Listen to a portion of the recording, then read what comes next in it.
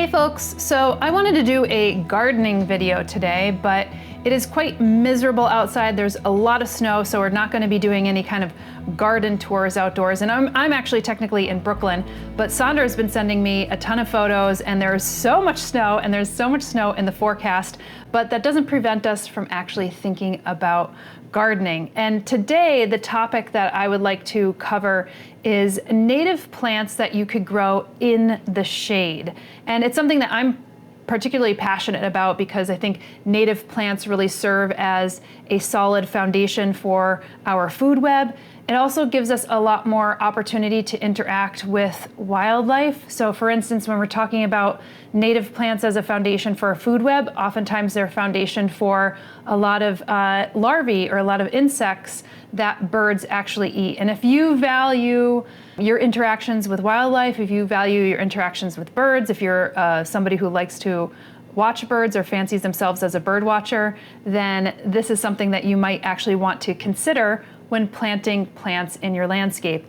And shade planting is one of those things that folks don't often think about, or, you know, look, I was in a community garden here in Brooklyn, and I got one of the back garden areas that would probably get, I would say, maybe at best 3 to 4 hours of light in a day. So I wasn't able to grow all of the amazing squashes and tomatoes and things that other people were growing in full sun, but I was able to eke out like a lot of kale, arugula, lettuce, that type of stuff. So there are vegetables, when you think about vegetables, there are vegetables that you can grow in the shade. There's also some berries and fruits that grow fairly well in the shade.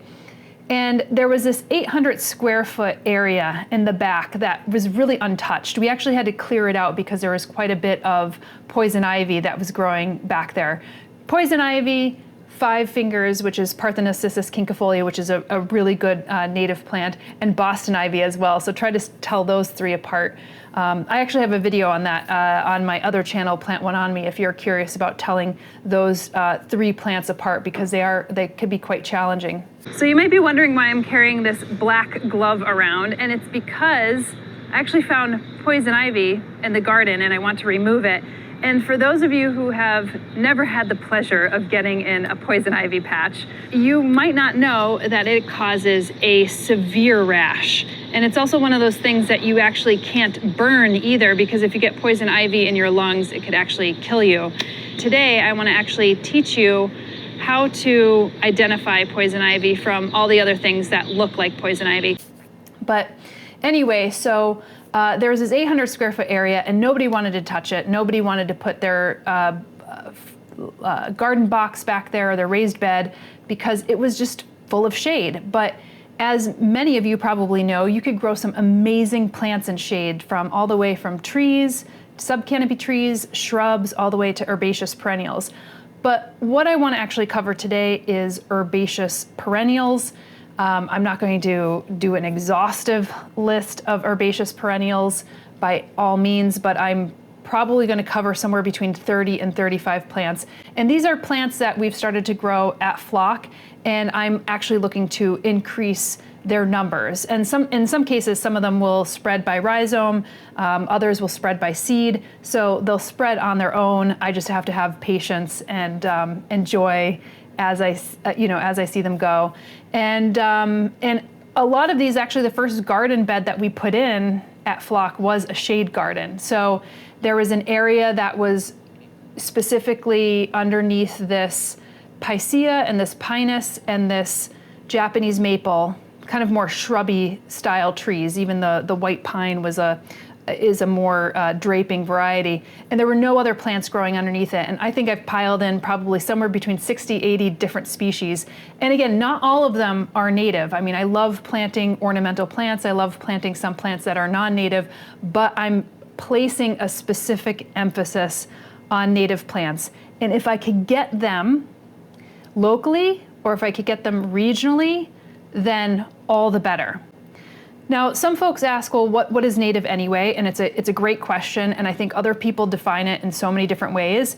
And I would say that when I'm talking about native plants, at least in this context, I'm talking about plants that basically started to grow in this area maybe after the last ice age, so whatever, 14,000 years ago. And these are plants that have co-evolved with other organisms. And when I talk about other organisms, I'm largely referring to insects. And if we think about that, 90% of insect larvae actually only eat plants that they co-evolved with, which is why I'm placing such emphasis on these native plants. And in many cases, some of those native plants are only within a specific genus or family, or in some cases just species. So if you look at that and you say, okay, well, I want insects eating leaves, strangely enough. I mean, I know it's so counterintuitive because we learn about like fighting specific pests, but it's those larvae that attract birds. And if you want to attract, you know, an entire food web, if you want to increase your interactions with specific wildlife like birds, like I do, then you will start to want to place emphasis on this. So I will talk about this list. I actually have a list here in front of me so I could refer to it so I don't forget any, because I am going to be covering probably like 36 of plants. And I will, you know, just share some little background history of plants, you know, maybe what zone they grow in, what family, how many insects actually use this as a host species. So that's why it's, you know, again, important in the specific area. And just full disclosure, I'm in New York. I'm in the central kind of upstate area of New York. So you could, you know, defer to this if you're watching in like Missouri or Illinois or Oregon. You might have a different number of insects that actually use these species, but I'm kind of referring to it from a New York perspective. So without further ado, the first one I would share is Actaea pachypoda, which is white baneberry or doll's eyes. And I think I've like seen this plant before, and then it was showed to me again when we were on tour with the remnant old growth forest. And the reason why it's called doll's eyes is because they have these like white berries with little like kind of black centers. And this is a plant that is good in zones 3 to 8, and it's in the buttercup family, so it's Ranunculaceae. And 4 species of insects actually use this as a host species. So again, part of the reason why it's actually really important. But Actaea pachypoda, as I was sharing, it is toxic. It is considered an herb, so I wouldn't necessarily recommend it to folks. But it's a plant that, because it's toxic, actually is to a certain extent deer resistant. So that is something of note, especially in places where, like in an area that I am, where you have a lot of deer pressure. So in that same genus, I would say the next one on my list would be Actaea racemosa, and this is a beautiful plant. You'll actually find quite a bit of cultivars in the market that don't necessarily have just North American lineage, so some of it might have Asian lineage as well. And they are really beautiful plants. I have some of the cultivars as well. They get like these really beautiful serrated black leaves.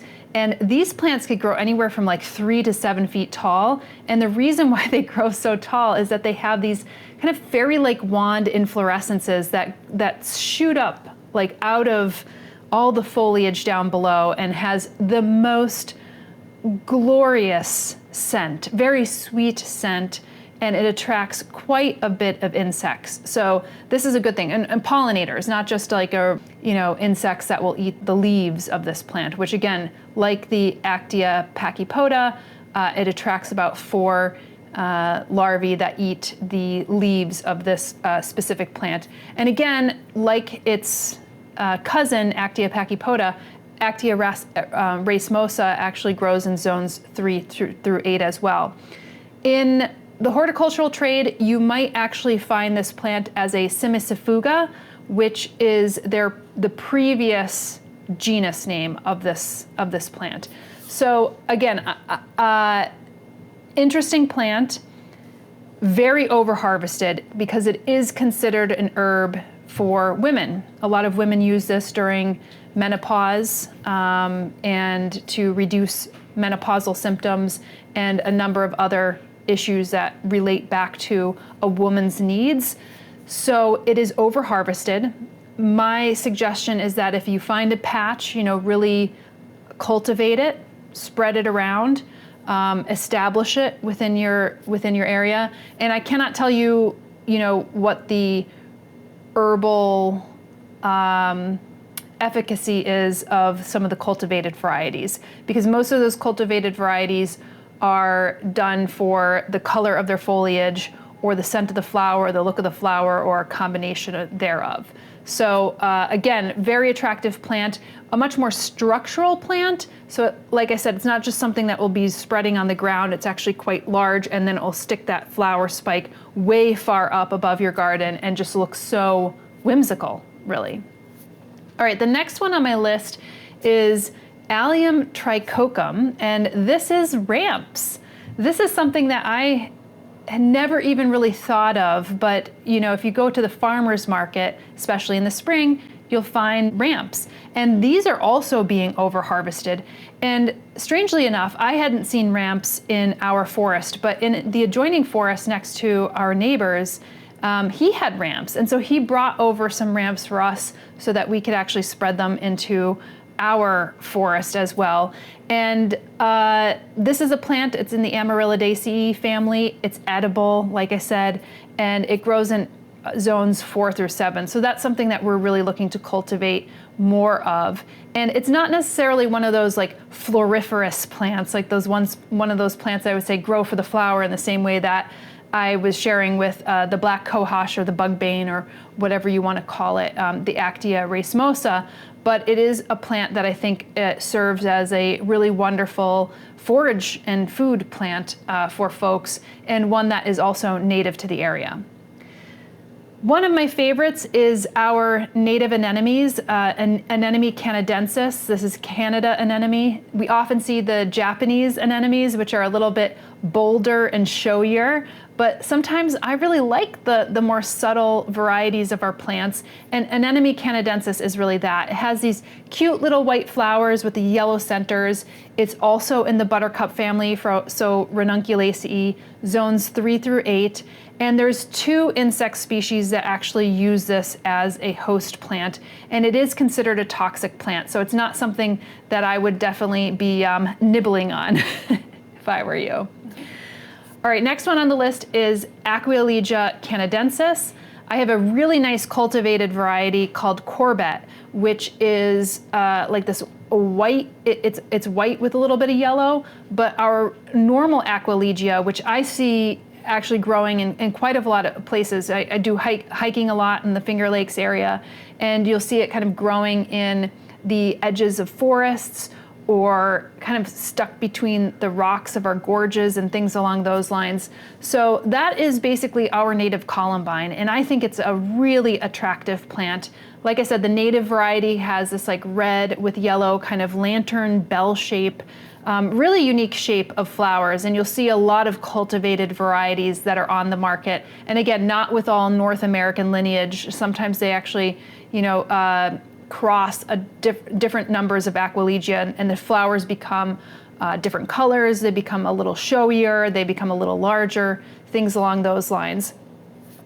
It's in zones 3 through 8, so it grows quite a range of zones, and 12 species actually use this as a host plant. And I haven't actually eaten the flowers. I think they're just so cute and beautiful that I wouldn't eat the flowers, but supposedly the flowers are edible. I think they would look really nice on some salad, but again, I think they look really nice outdoors as well. So it's one of those things where it's like a push-pull, where I'm like, are you growing it more for food, or are you growing it more for those interactions that you're having with wildlife, or the look like within your garden? All right, next on my list is kind of a bit more of a shrubbier plant, but I included it in here, and this is Aralia nudicaulis, which is the wild sarsaparilla, which is what you would make, sometimes root beer out of, and this is growing in zones 4 through 8. And 7 species of insects actually use this plant, and it's considered medicinal. It's considered edible, like I said. It's one of those roots that people take out in order to make root beer.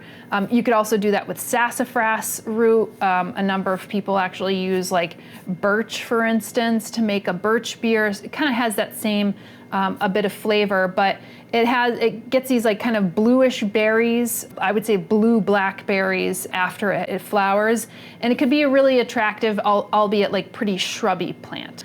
One that I've covered in the past on like fruiting ground covers, I know I've covered it in my shade garden episodes, is Arctostaphylos uva-ursi. This is bearberry, and it is considered a fairly important herb. It has more of an affinity maybe for your kidneys, and it grows pretty tiny. It's like 6 to 12 inches high, but it could grow up to 6 feet wide. So it's one of those spreading plants. You'll often find it in more like rocky terrain, so it's not necessarily growing in like rich, loamy soil. It's a great rock garden plant, for instance, especially if you have a rock garden in a shadier area. And you'll find it in zones 4 through 8, and there's 16 insects that use it as a host species. And berries are great for wildlife consumption. I think humans could actually probably use it as well. Some of our Native Americans in the area would have used it as part of probably pemmican, but it's best stewed. It's not like as good as a blueberry, for instance. So it's something that you would have to process in order to make it a bit more palatable.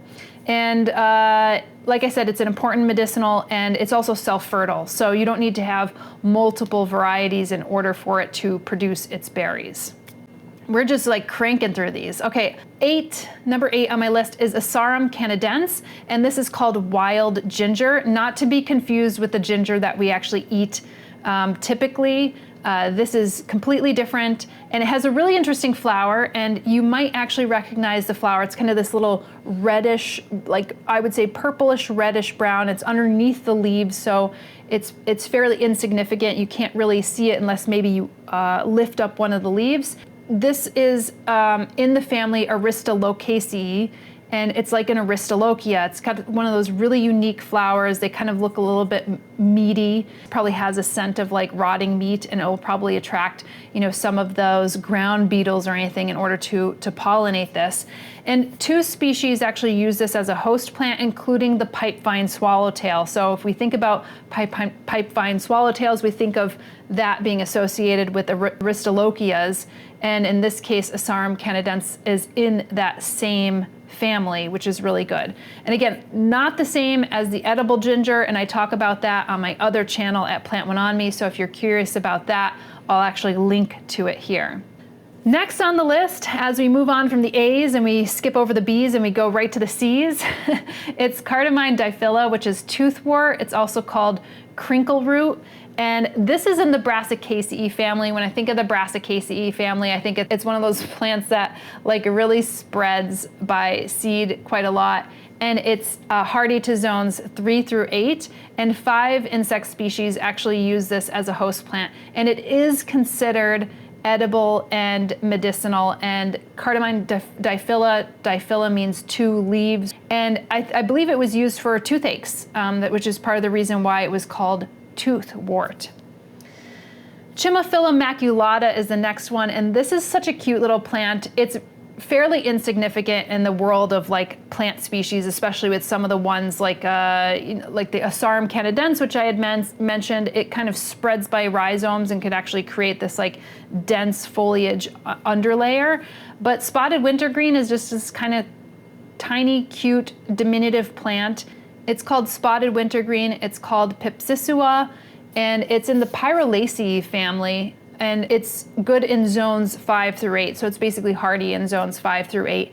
And there's 2 species that use this as a host plant. It is considered a medicinal. If you crush the leaves, it will have that minty scent to it. But again, it's kind of one of those plants that may be really insignificant, and then you could plant it within a shade garden. You wouldn't even know that it's there.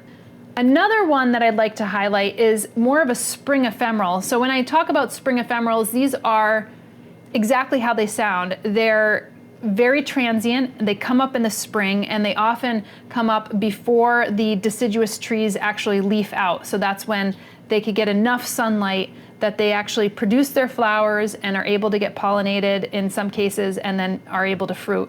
And the next one I would say is Claytonia virginica, which is called Spring Beauty, and it has the most gorgeous kind of pinkish lavender flowers, very tiny. It doesn't grow much up above 6 inches, and it's in the Portulaceae family, and it's good and hardy in zones 3 through 8. And it's considered edible, it's considered medicinal, but it's really small. And there is an insect called the Spring Beauty miner bee that is a specialist that feeds almost exclusively on the pollen of Spring Beauty. So this is one of the plants that I have brought into my garden. I'm very interested in kind of promoting plants specifically not only for native pollinators, but for specialist native pollinators.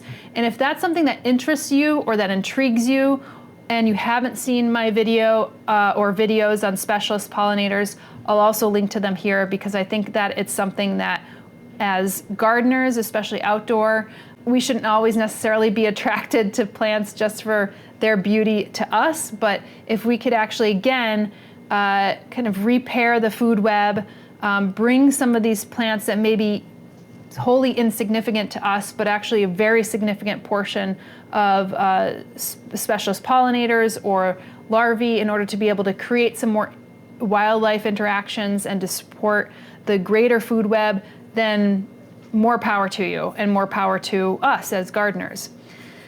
Next one on the list, I have featured this multiple times on the channel. I know the channel is only 2 years old, but I've probably talked about this plant no less than like half a dozen times because I like it a lot.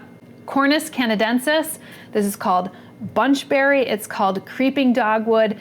If you're familiar with the genus Cornus, then you are going to be familiar with dogwoods, and that again is a very popular tree that is sold in the horticultural trade. Sometimes you'll find Cornus cusa, which is it's a non-native dogwood, but then you have Cornus florida, which is a native dogwood, and sometimes you get crosses. Sometimes you also get Cornus moss, which is probably the Cornus that produces the most edible berry. Maybe not. You know, Cornus cusa actually produces an interesting, like bunchy kind of berry that has a little bit of sweetness and kind of a firmish texture.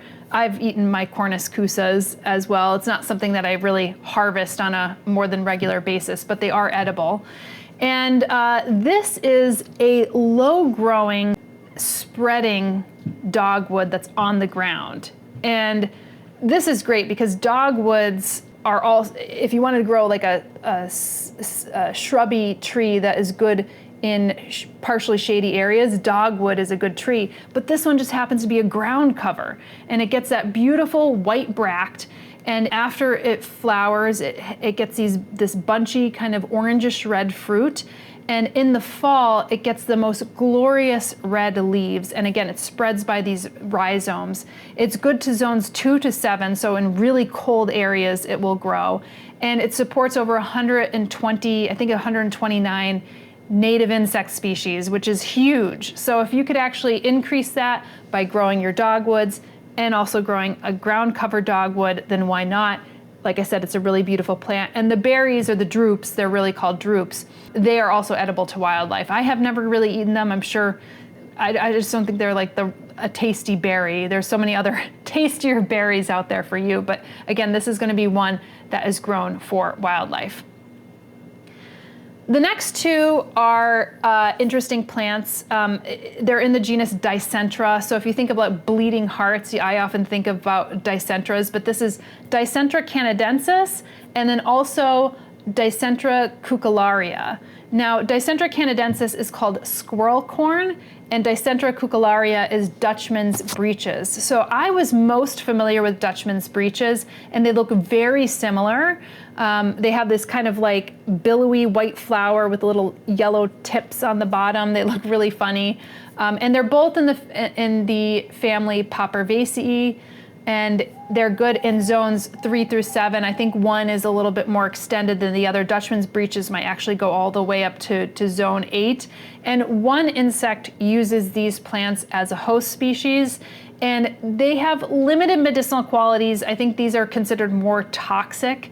And these are plants that, again, grow in really great, like they grow great in understories. I see them often in a forest understory, and it's one of the plants that I actually grew here in Brooklyn in that little, shady 800 square foot area that I planted up that people were afraid to plant up. And it's so cool seeing some of those early bloomers come out, and they have really pretty kind of feathery, frondy leaves as well.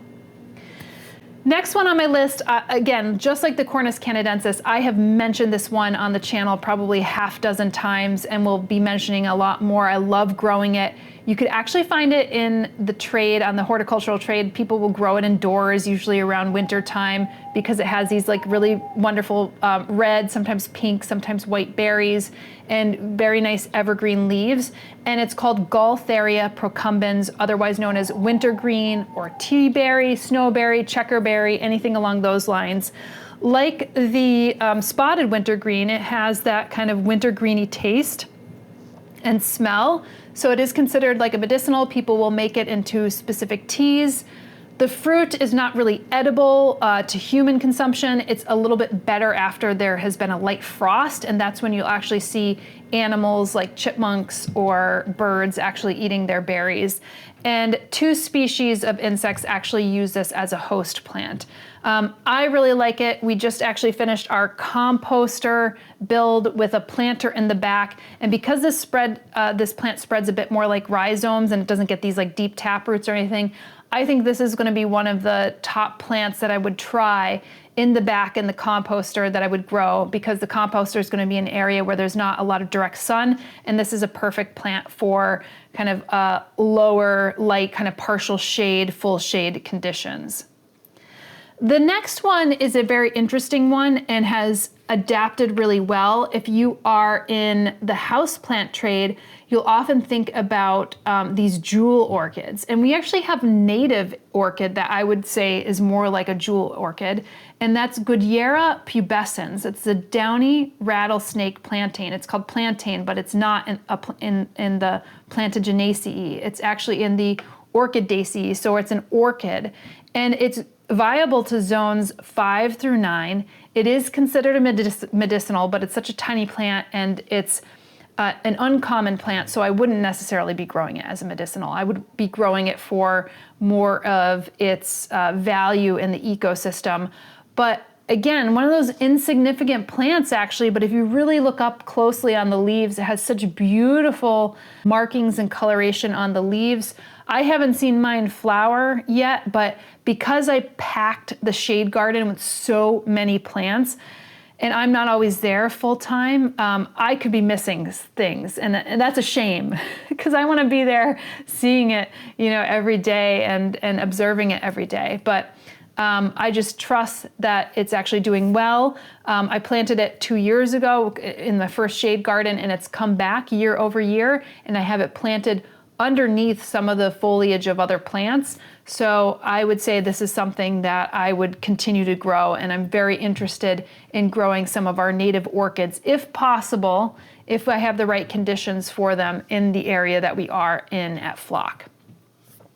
All right, we're about halfway through this. We're muscling through, and I hope that these plants are actually giving you quite a lot of ideas for your own garden, but I will just continue forward. And the next one I'm going to continue forward with is one that I have planted a lot of in the past year in the big new front garden that we put in, and that is called Geranium maculatum. Geranium maculatum and different cultivars are very popular within the horticultural trade. You'll actually find some geraniums that are not crossed with, North American species, and they have like kind of funky blooms and really neat coloration on their leaves, which I have a number of those as well. But I really wanted to plant Geranium maculatum as well, because they have these like really nice soft rose pink colored flowers. It becomes a ground cover, but it's like a slightly mid-tier high ground cover. It's in the Geraniaceae family, and it grows well from zones 3 through 8. And 27 insects actually use this as a host species, which is part of the reason why I wanted to bring it into our garden. And I really do hope that it establishes in the front garden. I probably planted about 36. I ended up getting like a tray of very small plugs of Geranium maculatum, and fingers crossed that they actually establish. I do have a few Geranium maculatum actually growing in some of my other shade gardens, but this is the one where I went kind of like whole hog on. And I'm like, let's just create this like really beautiful carpet of Geranium maculatum. I've kind of gone with more like shrubs, and then, you know, these shrubby herbaceous perennials, and then ones that are, I guess, a little less shrubby. So, but it's mainly shrubs and shrubby herbaceous perennials that I've done in that front garden. The next one on the list I started to increase the amount of is Hepatica acuteloba, and that's the round-leaved Hepatica. And I was actually with one of my friends from the suburban homestead and looking in Maryland, and we actually saw some of this Hepatica actually growing in the understory of the trees. It's also called liver leaf. It is considered a medicinal herb, most likely for your liver, and it's in zones 4 through 9. I'm not aware of any insects that actually use this as a host species, but it's got really beautiful coloration on the leaves, kind of this brownish, you know, green mottling. Very funky, cool shape to the leaves, and gets these really beautiful kind of like purplish, pinkish, bluish, dainty flowers. And so I have that growing in some of the edges of our shade garden, and it's come up, and I expect it to actually come up this year as well when all the snow is gone. All right, next one I have mentioned before in my specialist pollinators, because I had learned about it through Mount Cuba Center and I got really interested in it. It's called Heuchera americana. You might know your heucheras because there are so many different cultivated varieties of heuchera that are on the market. Heuchera americana is a native plant, but most of the time you can't actually find our native plant in the horticultural trade. You could only find the cultivated variety. And the reason why I bring it up is because there is this cellophane bee that is a species of high concern, and the only known populations that we've studied seem to be at Mount Cuba Center in Delaware, because they have a large collection of Heuchera americana, and supposedly these bees are specialists and only feed on Heuchera americana. They don't go to the cultivated variety ones. So I brought in maybe 3 to 4 dozen Heuchera americanas in hopes of establishing it under some of our trees, and they, you know, grow this really beautiful kind of fairy wand style flower. Again, not as significant as maybe some of the heucheras that are in the cultivated varieties, but I'm not saying forgo your cultivated varieties of heuchera, I'm just saying also consider the species of Heuchera americana. There's another heuchera I would recommend, Heuchera villosa. There's a variation called Atropurpurea, which is the maple leaf alum root, and that's also good in zones 4 through 7 and very beautiful. Hold on one moment, I have a chicken who needs me. Hi, sweetie. There you go, sweetie. There you go, sweetie. Okay, related, but next on my list is Heuchera villosa, and there's a variation called Atropurpurea, and it gets these really beautiful purple leaves, very similar flower to the Heuchera americana. I'm not aware of specialists or specific species of insects that actually use this plant, but it is a great plant for pollinators, native or otherwise. Next one on my list I have mentioned before in like my medicinal herbs, and that's Hydrastis canadensis. That's otherwise known as golden seal. Very important herb. Completely over harvested though, so if you could actually cultivate this yourself, all the more power to you. It's in the buttercup family, so Ranunculaceae, and it's in zones 3 to 8, and I would consider it's a spring ephemeral. It comes out with this little like white flower, has these really beautiful green leaves, almost like it starts to flower when it has a bit more like the two leaves of the Hydrastis canadensis.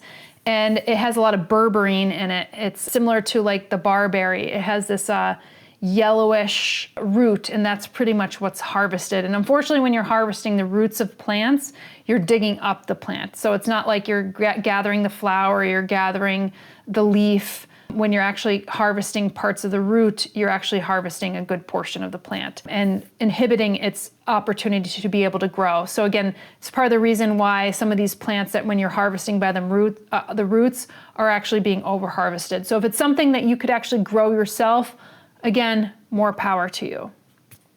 Next one on my list, I'm only growing one of, is Jeffersonia diphylla. Again, twin leaf, diphylla, 2 leaves. And it's in the Berberidaceae family, so same as barberry or mahonia. And it's in zone 5 through 8. And it is considered medicinal. And I actually picked this up at one of our native plant sales. It wasn't actually explicitly a native plant sale, but there was a native plant cell grower, and they had grown the Jeffersonia diphylla themselves. It gets a little white flower. It's a bit more of a taller kind of shrubby plant. And I decided to pick it up. I don't have many of them, but it's one plant that I'm growing in my shade garden, and I actually hope to establish more of it.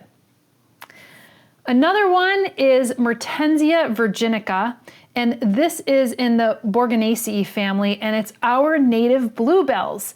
So oftentimes we look at Spanish bluebells or we look at English bluebells, and we see these really beautiful bluebell forests. Well, we've kind of lost a lot of our bluebell forests here in North America.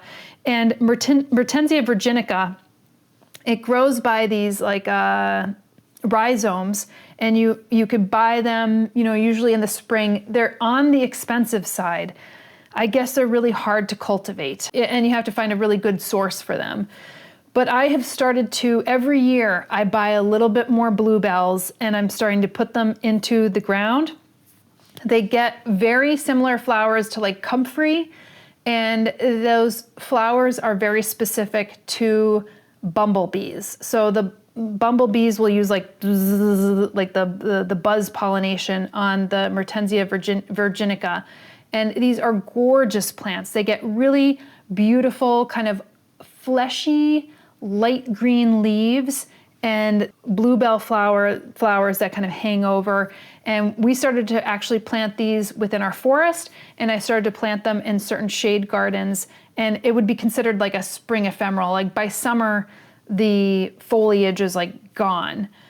So again, if you can get that plant, if you could get like, even if it's more expensive, if it's one of those things where you just get like 1 or 2 or 3 or 4 or 5 a year, and then you make that commitment, then that's a way where you could help like beef up some of these plants that might be way too expensive to like purchase a bunch, right up front. Next on the list is Michella repens, which is called partridge berry or pigeon plum. And as you could probably tell from the common names, these are plants that are pretty important to birds. And they do get like a little fruit on them, as the name would suggest. And they are self-fertile plants. They are considered medicinal. And they are viable to zones 4 through 9. So it's a pretty extensive area where they'll grow. And they creep along the ground. They're evergreen, very tiny, insignificant leaves. So I think like the wintergreen, the spotted wintergreen, these are small, somewhat insignificant. You could find them. I find them when I walk through the woods. You could find those Michella repens. And I have found them in the horticultural trade. I bought a few through Rare Roots, which is another place that I really like to go to for some interesting varieties of plants. And they often specialize in some of our native plants as well, which is really nice. Now this is a plant that I don't know if it extends up into New York, but it definitely grows into Pennsylvania, which is the state where I'm from. It's like the state like right next to New York, for those who are unfamiliar with the geography of the United States. But this is Pachypoda procumbens, and part of the reason why I mentioned this, it's commonly known as Allegheny spurge, by the way, but part of the reason why I mentioned this Pachypoda is because we often are in the horticultural trade are actually bringing in a Japanese Pachypoda, and this one is our native Pachypoda, and it's in the Buxaceae family, and it's good for zones 5 through 8, and gets this kind of like funky little white flower that looks more like the little brush that you would get, like a toilet, I guess like a toilet brush. I was gonna say the little brush that you clean out your like bottles with, that you might find in your in kitchenware or whatever, that kind of thing. It probably sounds a little bit better than a toilet brush. But this is like an evergreen plant, so it's an evergreen ground cover, very similar kind of like to the pachysandra that we get, that is a more Japanese variety. I believe it's from Japan and parts of Asia. But this is our native one. So I would encourage you to kind of look into our native if you can, because I think that it's just in general a better practice than just always bringing in something that is a non-native species. I don't know if there's any insects that actually specifically use our pachysandra, but because it's co-evolved, like I said, in this area, then there's more likely that there's going to be interactions with this plant as opposed to one that is its analog that is native to Asia, for instance.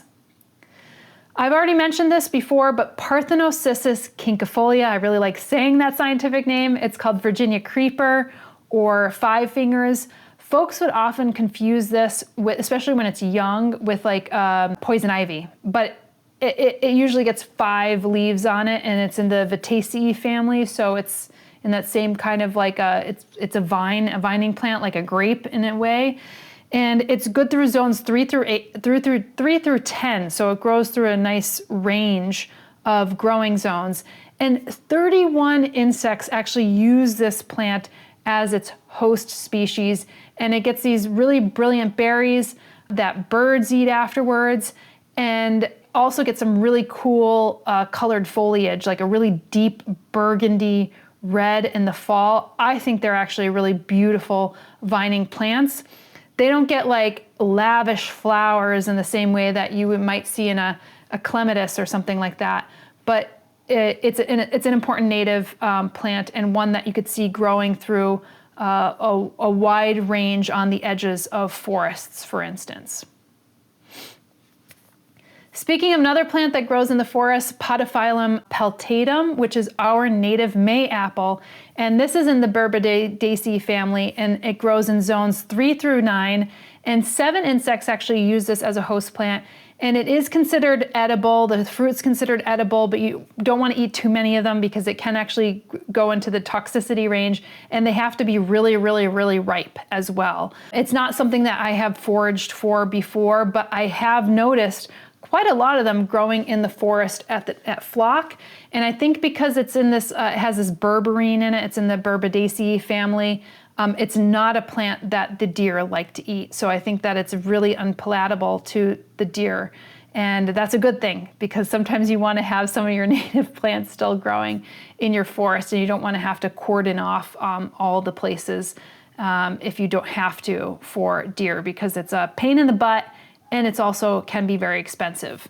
So to my knowledge, it really doesn't fruit until it actually gets a set of 2 leaves on it. So that's something to really look for, because it has to reach a certain age or maturity in order for it to fruit.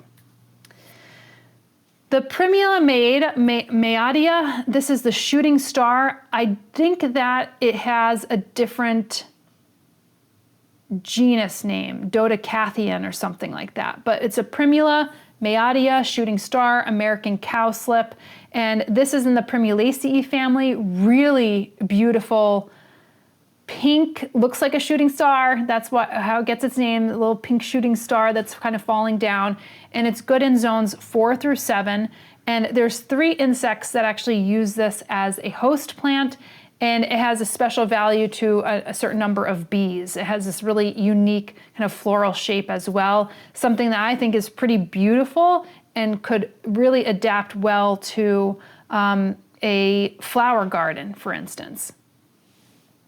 All right, we are cranking through this, we're almost done. Sanguinaria canadensis, this is known as bloodroot. It's in the Papaveracea family. It's another plant. It's one of the first plants I started to grow in our shade garden. One insect actually used this as a host plant, and it's considered fairly toxic. It has these like red roots, hence bloodroot. and it's in zones 4 through 9, has these really beautiful kind of like weirdly shaped leaves. And if you see the leaves, when they're flowering, the leaves are kind of still developing and they're kind of like hidden underneath the white flower. And then as the flowers fall off, the leaves can get quite large, 6 to 8 inches in some cases. And if you're kind of walking through the forest, you might actually see the leaves if they're out of flower.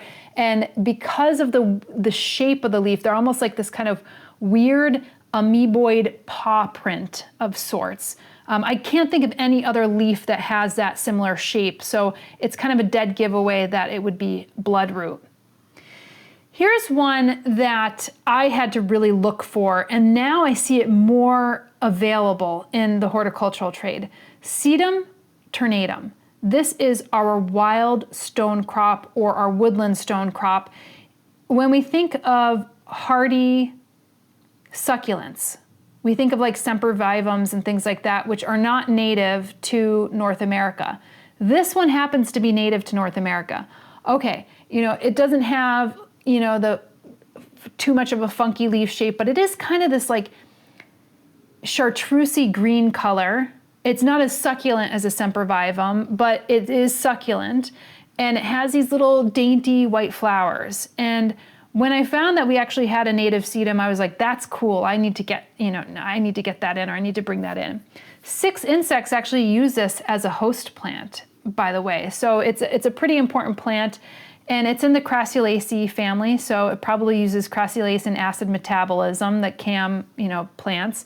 And it's good from zones 3 through 9. And if you could find it, you could find your native sedum, by all means go for it. Again, it's one of those plants that maybe looks like kind of insignificant, but it's obviously a great plant for specialist insects. And that is one that I would recommend, that I'm starting to grow around like the stones in the stepping stones in my shade garden, and it's established fairly well. So I'm going to throw that out to you. And again, when you think of succulent plants, you think of like, oh, let's grow it right in the sun, right? Well, no, this is a plant that actually is adapted more towards shade, which is very interesting. Spigelia marilandica, which is Indian pink, another really wonderful plant, similar color to that columbine, that Aquilegia that I mentioned before. And this is called Indian pink, and it's in the family of Loganaceae, and it's in zones 5 through 9. It's a bit taller, shrubbier plant, really interesting kind of cigar-shaped flower that is like this bright red with a little yellow on it. I think it could look really good if you're like curating a shade garden and you had this Indian pink with the Aquilegia and some of those like really white dainty inflorescences of like the Actaea or Tiarella or Heuchera. I think that could look really beautiful. Maybe even getting some umbelliferous flowers in there. So that one I just started to grow, and I'm ordering more this year in order to bring it into some of our shade gardens. In fact, I think it needs like its own shade garden because it's such a stately plant. And the shade garden plants that I'm growing right now are mainly like whites and pinks and that kind of stuff. This is a completely different shade altogether. So that is one that I would recommend that kind of just looks unique as well. Next one I already mentioned just now, Tiarella cordifolia, which is called foam flower. And there are lots of different cultivars of Tiarella, and sometimes they combine the Tiarella with the Heuchera and you get a Heucherella. Now this one's in the Saxifraga family, and it's good and viable from zones 4 through 9. And it's such a gorgeous little plant, and it gets these little foamy bells that kind of raise up above these kind of like maple-shaped leaves, I would say, very similar to the Heuchera-shaped leaves. It does have some medicinal qualities. I don't grow it as a medicinal. I just grow it mainly for the ecological purposes of it and also its look as well. Trillium, we did a whole Trillium tour at Mount Cuba Center, which was really wonderful. They weren't all in bloom, unfortunately, but I did try to show as many different photos as possible of the trilliums, and we're growing, I think, 5 or 6 species now at Flock. And generally they're good from like zones 4 through 9, although that might vary depending on the specific species. And they're in their own family, the Trillaceae. It's actually a medicinal plant. Some of them are actually really over harvested. And when we think of trillium, we think of like the 3 leaves, the 3 sepals, the 3 petals, that type of thing. It grows in 3s. And it has 2 insects that actually use it as a host plant, and it takes a while for trillium to actually establish and flower. So one of those ones that I would recommend, that if you have some that are growing naturally within your forest, protect them at all costs. You know, there's Trillium grandiflorum that's native to the area, Trillium erectum, Trillium cuneatum, I think, as well. And there's a lot of other non-native trilliums that people like to grow in kind of like their shade rock gardens, for instance. If you hear that like hooting in the back, that's Peepo. He's making his, it's my diamond dove, and he's making his being known to his girlfriend, Tutu. All right, so one of the other ones I would say is Viola pedata, which is the bird's foot violet. You could see so many beautiful different violets that are actually on the market. This happens to be one of our native ones. I like the leaves of this one because they're a bit more feathery. Sometimes when we think of like violas, we think of like these heart-shaped leaves, which I also think are really beautiful. But this one has a bit more of like that kind of serrated, feathery type of leaf, and it's in the Violaceae family. I do know that the a lot of the violets, like flowers, like people will eat them, they'll put them on salads, that type of stuff. It's not gonna like fill you up or anything like that, but it will look pretty delicate and wonderful on salads and kind of bring in a shock of color. And 31 insects actually use this as a host species, if you could believe it. These tiny little flowers that grow insignificantly sometimes in our forests or whatever, there's so many insects that have co-evolved with this plant to use it as their host species. They generally grow from like zones 4 through 8. You might be able to like push it a little bit cooler or a little bit warmer for these, depending on your microclimates and if you're actually protecting them and it's not getting like too much sun, for instance. And I think that's about 34 plants. There's a number of other ones I could throw out there. I mean, I haven't really started Solomon's seal or Solomon's plume. Those are some. Jacob's ladder, for instance. There's a number of other orchid species that could be kind of cool that, you know, you could grow. A plectrum is one of them. Hyamale would be one. I haven't yet tried that in our gardens, but I kind of want to get the main foundations actually started before I start, you know, specializing in too many things.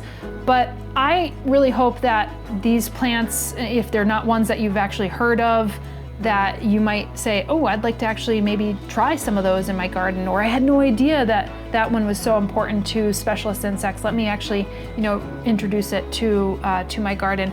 Or maybe you just needed a little refresher or encouragement to actually look into some of these plants. But I really hope that this did provide some inspiration for you.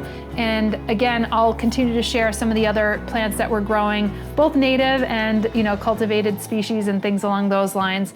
But until next time, happy planting. Bye. Consider liking, subscribing, tipping, and hitting the notifications button if you find value in these videos. We're actually reinvesting 10% of our Google AdSense revenue back into the community here, so your support as a viewer is appreciated. We'll see you in the next video.